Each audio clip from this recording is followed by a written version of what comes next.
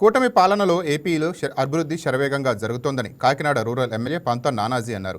Kakinada rural నియోజకవర్గంలో సుమారు 100 కోట్లతో రోడ్లు, డ్రైనేజీలు అభివృద్ధి చేశామని కాకినాడ రూరల్ ఎమ్మెల్యే పంతం నానాజీ పేర్కొన్నారు. కాకినాడ రూరల్ మండలం సర్పవరంలో ఉపాధి నిధులతో 74 లక్షలతో పోస్టల్ కాలనీ భవన్ నారాయణపురంలో 9 రోడ్లు, 1 డ్రైనేజీ ప్రారంభించారు.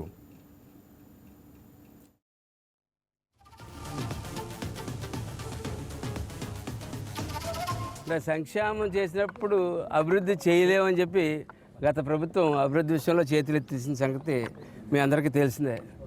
కానీ ఇవాళ చంద్రబాబు నాయుడు గారి నాయకత్వంలో ఈ కూటమిలో పవన్ కళ్యాణ్ గారి సారథ్యంలో ఆయన కూడా నడుస్తున్నట్టు ఈ కూటమి ప్రభుత్వం ఇవాళ అభివృద్ధి, సంక్షేమం రెండూ కూడా ఒకదాని నుంచి ఒకటి పోటీపడి చేసుకుంటూ వెళ్తూ ఉన్నాం.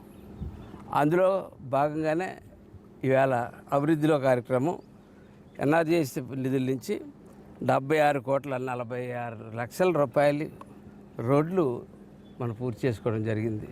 అలాగే సాకీ నుంచి 12 కోట్లు, అట్లాగే ఆర్ఎన్బి నుంచి 4 కోట్లు, అలాగే పంచాయతీరాజ్ నుంచి 6 కోట్లు, సుమారుగా 98 కోట్లు నుంచి 100 కోట్ల దాకా అభివృద్ధి చేసుకోవడం జరుగుతుంది.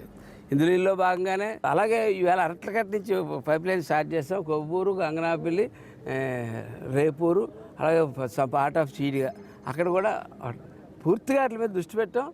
మీకు ఈ సమ్మర్లో మంచినీళ్ళ గురించి కంప్లైంట్ లేకుండా ఉండడానికి విశ్వ ప్రయత్నం చేస్తూ ఉన్నాం.